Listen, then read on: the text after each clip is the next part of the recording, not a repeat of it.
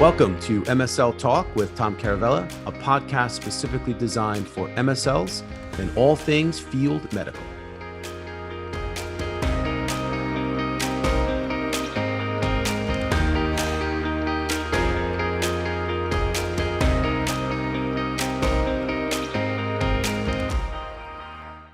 Hey guys, welcome to the podcast. My guests today are Maria Abunto. She's a MSL regional lead at Exact Sciences, and Naban Islam, who is a medical science liaison with Syneos Health on behalf of VBI Vaccines.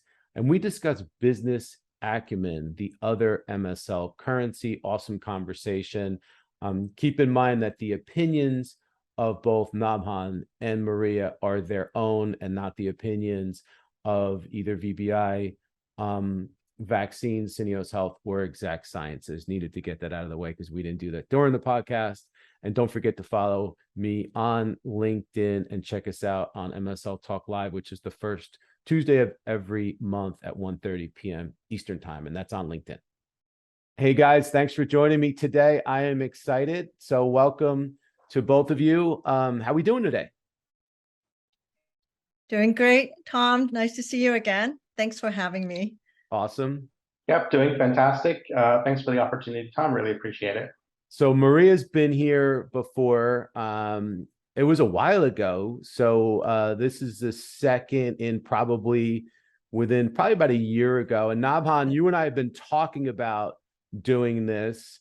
So we're doing this in tandem based on, just so you guys know, a conversation that we had at the MSL Society conference. And, you know, it's funny. There's a lot of topics that get thrown out. We were talking about doing a bunch of different things. Somehow we stuck with this business acumen idea. I think it's a good one. But I will say before we get into it, this 100% came from these two geniuses. So I know Naman and Maria, you guys both like literally teamed up and put together some amazing content that I can't wait to talk about. So before we do that, why don't we do introductions? Maria, why don't you go first? Sure. Yeah. Okay. Well, good afternoon, everyone. I'm Maria Bunto, the Regional Medical Science Liaison Leader at Exact Sciences for screening products. So I originally started as an MSL in August of 2020. So I've been here just over 2 years. So happy to be here, Tom. Thanks for having me. All right. And Naban, you're next. So hi, good morning, everyone. I'm on the Pacific Coast.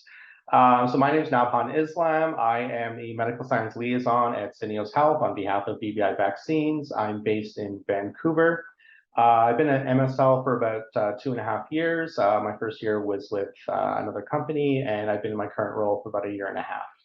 Awesome. All right. Well, I'm excited to get going and with this. So I'm going to jump right into it. And I guess let's start with like, how did you guys come up with this concept of, hey, business acumen is really important in medical affairs? Let's talk about that. So what drove you guys to come up with this concept? I'll let Nabhan go first. Go ahead. And I think, you know, he's really the more of the brains of all of this. So normally when you join a company, you're provided with a list of KOLs in your territory, a list of conferences you're expected to cover, a list of medical events that you need to have in your territory, and kind of all of the infrastructure to have those activities. So, you know, like a travel and expense policy, a meal policy, food and beverage policy, you know, fair market value, all that fun stuff. So in my current role, I basically got handed a blank slate. I was told, this is your territory, handle it. So it was up to me to actually prospect my KOLs. It was up to me to prospect the conferences. I had to figure out which conferences I wanted to attend, which ones we wanted to sponsor, which ones we wanted to have a medical presence. I had to, I'm currently figuring out which educational events to have and with whom and in what cities. And I'm helping to address some of the deficiencies that we have with our infrastructure. So for example, MSLs obviously have a travel and expense policy, but you know, if you have a KOL as part of our speakers bureau, what is their travel and expense policy? So I found that business acumen is just so important to my day-to-day activities as an MSL. And you know, I think Maria has examples of her own, but when we were talking about it, we just sort of realized it wasn't something that was taught to us by our managers or by leadership. It was just something that grew organically as we gained experience over time. So obviously you can go to business school and spend your entire degree learning about business acumen. So we just wanted to start the conversation and get MSLs thinking about the topic. Yeah. Awesome. What about you, Maria? Yeah, and I agree. It's for me, even early on in my MSL career, I think as the MSL prior to becoming a leader, it was really important to understand the foundation of business and the strategies. I mean, it's all about your accounts and how to manage them. Also leveraging your relationships with institutions or the providers or KOLs, or the health systems themselves, and how they conduct business. So I started to realize that we have to align ourselves not only with our business priorities, but also the needs of our customers. So if we have to look at them as customers, it's all about implementing our business strategy and then collaborating, right, internally and externally. So what were those words, like such as, in Acumen, I think about initiatives. We really don't call them doctors, we call them providers, healthcare providers. We're looking at not just key opinion leaders, but we're looking at the providers as, for instance, not just primary care providers or certain specialties, but we're also now expanding our reach and looking at advanced practice providers. And so knowing that that's where we're going to capture the greatest market and have the largest return of investment, really have to think of that. And so that is really like all about business, right? Looking at the key accounts and of the company, but also which ones would really bring in the greatest impact for us as a business and how to drive that. So understanding that really is really key to be successful MSL and leader. And when I think of business acumen, it can be such a broad term. Yeah. So define what you guys see as business acumen. Yeah, so there are a lot of definitions out there. I'm a big fan of the KISS principle. So very simply, business acumen is the ability to understand how your business, in this case, a biopharmaceutical company, operates and generates revenue, and to proactively anticipate, navigate, and leverage trends that affect your company. Yeah, and I have to agree with Nabhan, definitely. Like my company is a biotech company, so we also have to understand that their lingos and their language and how they operate can be a little bit different than pharma. But at the end of the day, it's all about selling the products, and as MSLs, we're selling the science, right?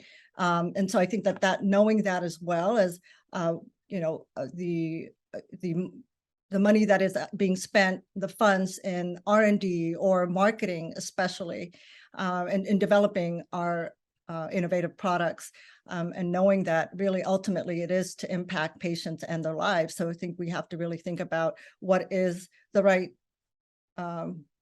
talking points or even the conversations that we need to have. And when we are working with other companies or other providers, knowing, how can we communicate using the right lingo? So business acumen is really understanding the language of how to communicate with them. Yeah, because some of this kind of sounds commercial a little bit, right? Yeah. We're medical affairs. Is there a fine line here, or am I just making that up? Well, so I think, we talk about a lot, demonstrating our value to the company, right? I think everyone implicitly understands the need for commercial. They go out into the field, they sell product, they generate revenue. So that's, that I think people inherently understand that. It's a lot harder to make that argument for medical. We go into the field and we talk to KOLs, we attend conferences, we read papers, we report insights, but we don't directly generate revenue. We actually consume it. So if we're able to frame our interactions and our activities within the overall business strategy and the company's goals, that's basically how we bring, the best value to the table, and we do that by exercising good business acumen. Yeah, and I'd have to agree with Nabhan. It's just not just about the jargon or the lingo. I really think it's also a mindset. It's really about identifying those opportunities and solving the solutions or challenges that the company has as a business partner. Is how do we partner best with them? What do they need from us, right? Really identifying those opportunities for growth and business development, but also gathering insights, because insights are currency to the business, at least for, for medical affairs and, for a company that's really growing, is really staying ahead of that competition by knowing what are those insights, what are those competitive intels, right, that we can learn from them. Yeah. And so, you guys are kind of filling gaps in for me, because I just was under the impression when I hear business acumen, to me, that just means kind of language and lingo. Like, what's the language of medical affairs? What's the lingo in medical affairs? And you guys touched on that a bit. But correct me if I'm wrong. That's just a piece of this, right? Yep. Yeah, you're right, Tom.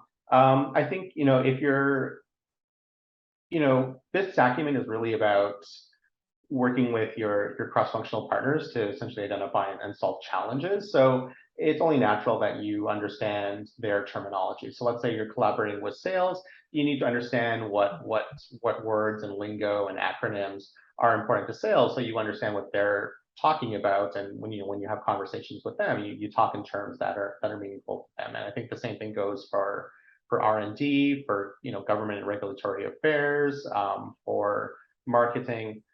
Any other department at your company, you need to be, aware of that terminology. So that definitely is a part of it. Yes, and I'd have to say, practicing good big business acumen is collaborating, like Nabhan said, but it's also setting goals, understanding the marketplace. I think this is where the cross-functional partners come in: marketing, commercial, regulatory, all of that coming in and aligning ourselves with these partners, so that when we bring the other partners externally to the table, then we can have a really good, solid conversation as to how to drive the businesses and make it a win-win. Got you. Yeah. So now, to add to that, I'd love to hear from you guys in your current roles. How do you demonstrate business acumen? What are some examples? Go ahead, Maria. Okay, I was going to ask you to go first, but yeah, thanks, Nabhan. So it's really for an example for me on a very high level is bringing partners in for collaboration. So, for instance, from an academic level, an institution that wants to be able to have a partnership with industry. It's very restrictive and a lot of red tape. But if there is a liaison who can bring the two together, right, who are willing to meet at the table, identifying the gaps, for instance, in education. So that's a really great opportunity to educate fellows, residents, students, providers, and discussing the needs of what they want, right? Whether it's education or is it some sort of opportunities for grants, scholarships, and just helping them find solutions to address their needs, right? For instance, not only academic institutions, but other businesses that are looking to expand their reach in colorectal cancer screening, for instance. Are there other products that we can help them with, and not just colorectal cancer screening, but cancer screening in general? And so it's not just education, but what are the other things that we can offer them in our pipeline, right, for a particular disease state? And it's ultimately, the goal is patient care and making an impact on their health outcomes. Got you. What about you, Nabhan? Yeah, I've got a couple examples. One that comes to mind was, when I started working my territory, when our business strategy was sort of explained to us, it was very clear, we are going to be launching in countries, A, B, and C. And as an MSL for country A, I've been talking to KOLs in country A. I've been attending conferences in country A. But we know that, KOLs and conferences aren't held in these isolated bubbles. There's always like international presence and international participation. So just through the course of the last year and a half, I've found that a lot of KOLs from other markets, we'll call them, D, E, and F, have been pointing out there's actually a very high disease burden in their respective countries, and that our product really might be able to help their their patient need. So the company didn't send me to do conferences to gain those sort of prospective international markets, but that's an opportunity for business development, and actually ties in really nicely to some of the insights that I learned earlier this year. So I was able to identify, look, we're still going to go ahead with obviously our plan to launch in countries A, B, and C, but after that's done, we need to think about expanding, and why not consider D, E, and F? I've got KOLs that have pointed out multiple times that there's a high unmet need in those countries and a high disease burden. So our product would fit perfectly in those countries, right? Another example would be originally, we were looking at which healthcare providers we wanted to engage kind of in our kind of first wave of outreaches, if you will. And we actually found out there was another group of allied healthcare providers that we hadn't been considering. And we started talking to them. We went to a couple of their conferences, and it turns out they're actually going to be really important for our products. So for our launch, essentially next year, we are going to be including them essentially on equal footing with kind of like the doctors that we traditionally do. And that wasn't part of our original plan, but based on the insights that we gathered, based on the feedback that we've gotten, it's going to be really important for us. So just to be able to identify that huge market segment and to include them from the get-go with regard to planning and development and educational activities moving forward. Yeah, and if I can add to that too, because for instance, when we really look at mapping KOLs and conferences, we tier them. So let's say, for instance, like tier 1 is like the big ones that we need to attend, but we can't overlook the other smaller conferences in our region, specifically in our community or in our areas, because we want to target as different specialties as well, depending on your therapeutic area. But especially like for cancer screening, I mean, there's multiple kinds of specialties that you can target. So we can't overlook the other smaller conferences either. It's all about, strategizing where we can find the most providers in one little area if we can, and usually they are at conferences. Yeah. So how do MSLs develop this? How do MSLs grow their business acumen? Is it trained? Is it how do they build this muscle? Yeah, so I'll speak for MSLs. I think there are some really easy things that MSLs can do from day one to improve their business acumen. I think the most important thing is you need to pay attention to your own company. So I think in most people would agree, as an MSL, and particularly within medical affairs, you tend to work in silos. So I think you really need to pay attention to your own company. So I would sign up for your company's newsletter, the one that any member of the public can sign up for. I would read all of your press releases, even if they're in departments or in TAs that aren't applicable to you. And I would attend all the investors' calls. Again, these are open to the public.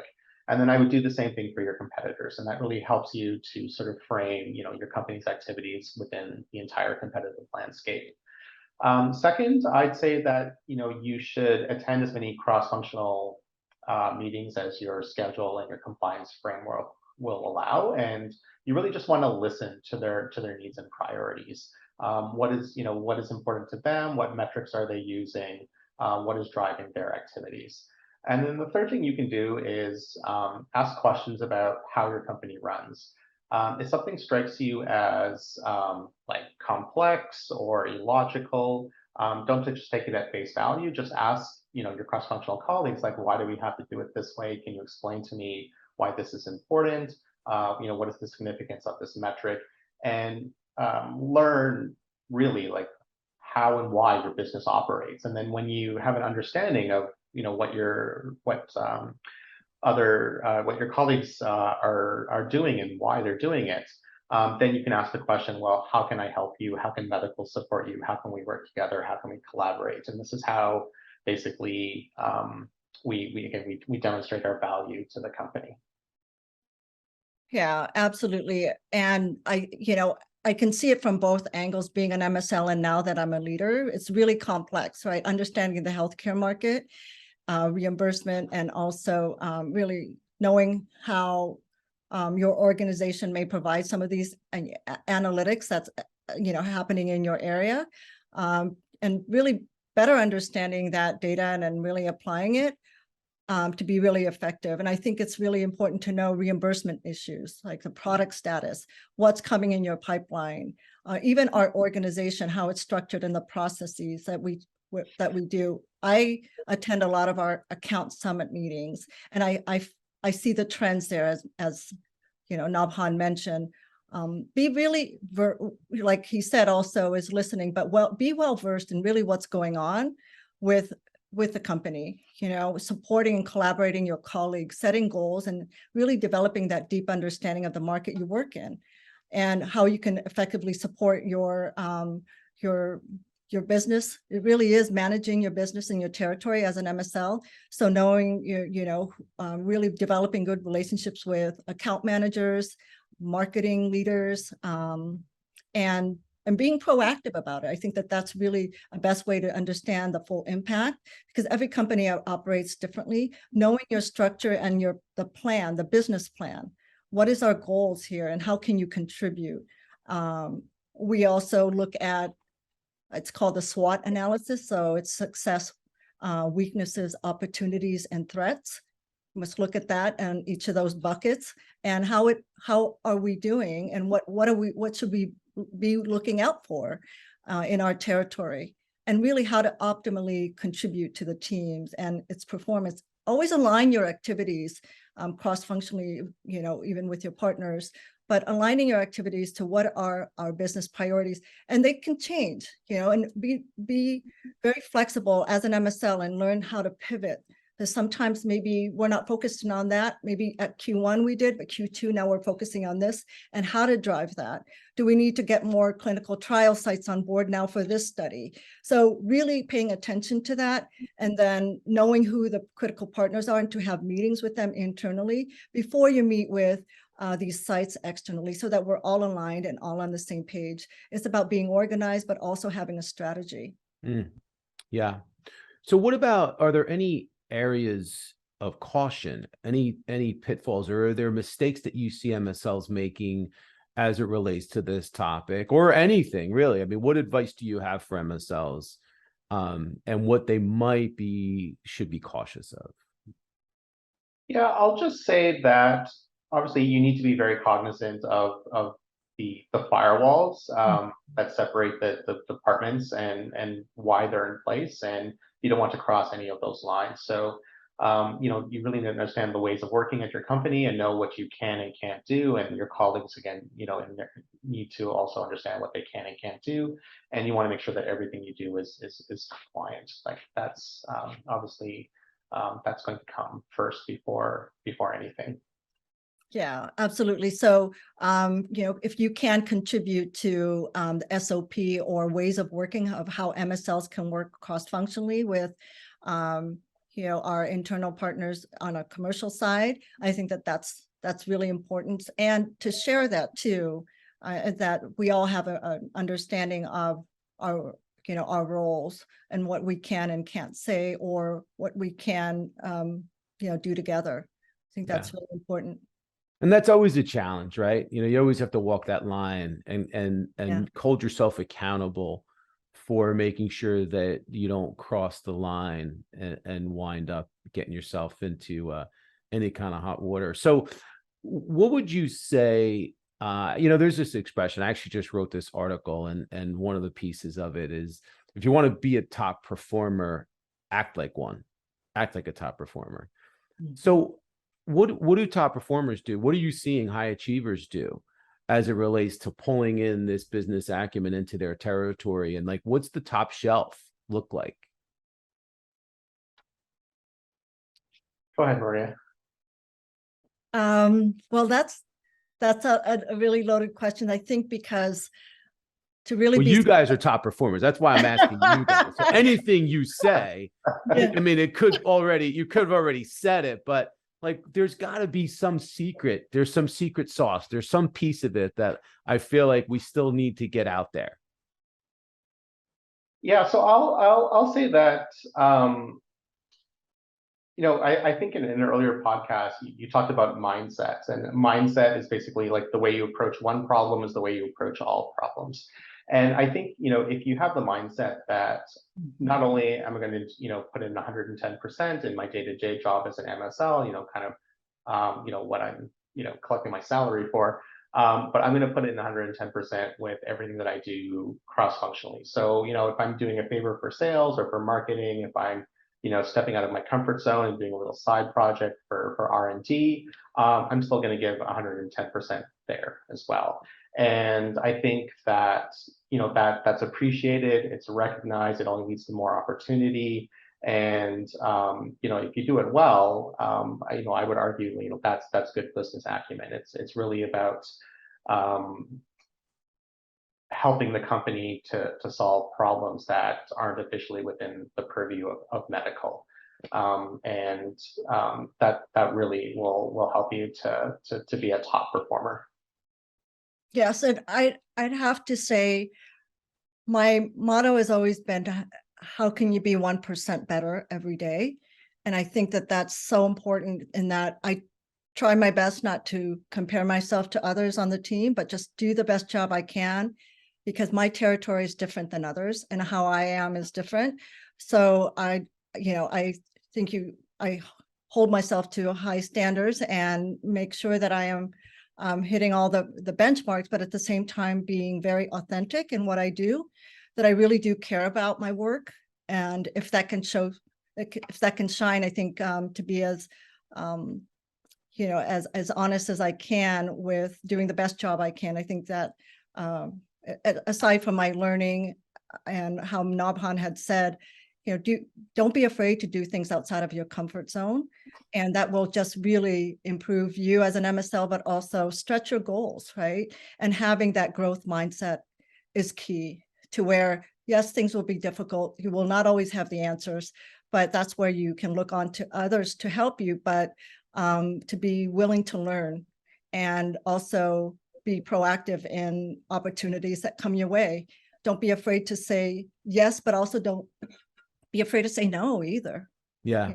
I love that we kind of rounded this off and came back to attitude and mindset and habits, because it's so important and it's such a big part of this, especially as we relate and talk about top performers and high achievers. I love that you guys went there. I love it. I think that's amazing. And you talk about getting 1% better. That's straight out of Atomic Habits. If you haven't read that book, it's amazing. Check it out. And just to kind of round off this and finish up the conversation, any final thoughts? I'll give you guys each a couple minutes. Any final thoughts that you want to share with, and it could be on anything that pops into your mind, anything that you want the MSL community to know about. Yeah, I'll just say, we're MSLs. We're very proud of the fact that, we disseminate data, the fact that we're fair, the fact that we're balanced, that we care about, at the end of the day, improving, patient care and patient outcomes.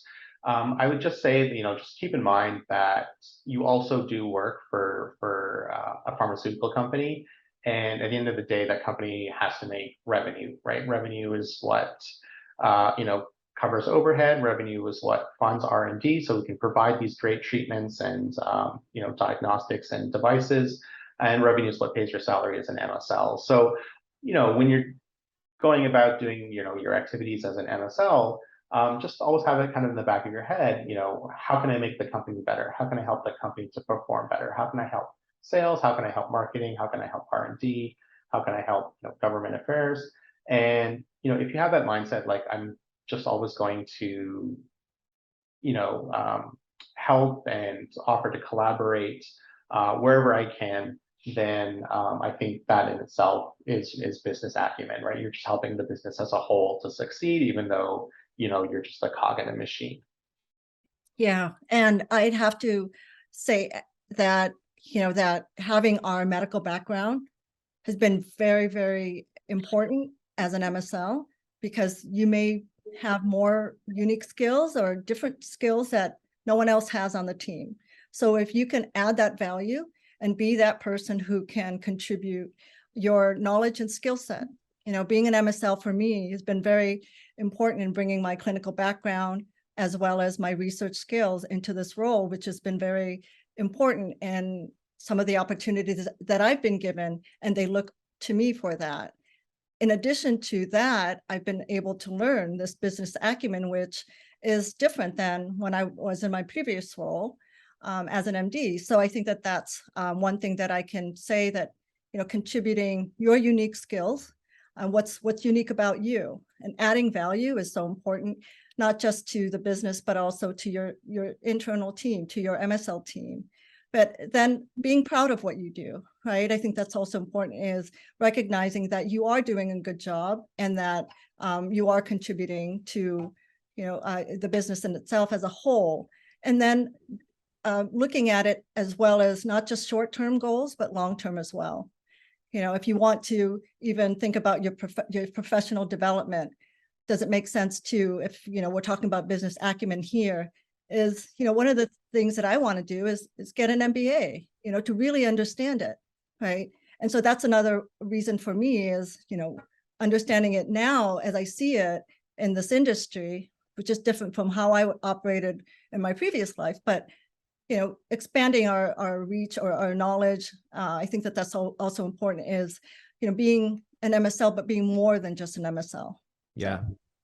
There's so much here. I learned a lot. I came into this thinking, all right, business acumen, this sounds important. And you guys certainly brought it around to really help, not just me, but I think everybody else understand what's the magnitude of it and how they can use it. And I appreciate you guys. This was awesome. And we're going to have to do this again. I know Nabhan, just so you guys know, Nabhan had like a list. How many topics did you have originally on the list?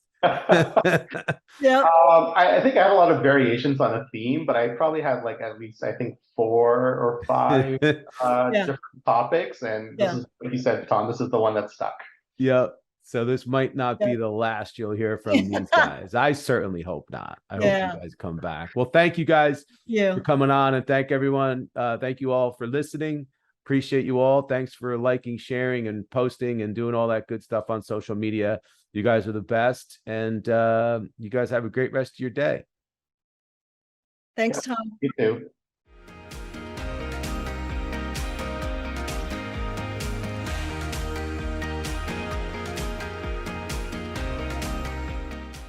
Thank you so much for listening to the show. If you've enjoyed it, please subscribe so that you don't miss episodes in the future, and feel free to leave a rating or a review or a comment. Thanks again, and I look forward to seeing you again soon.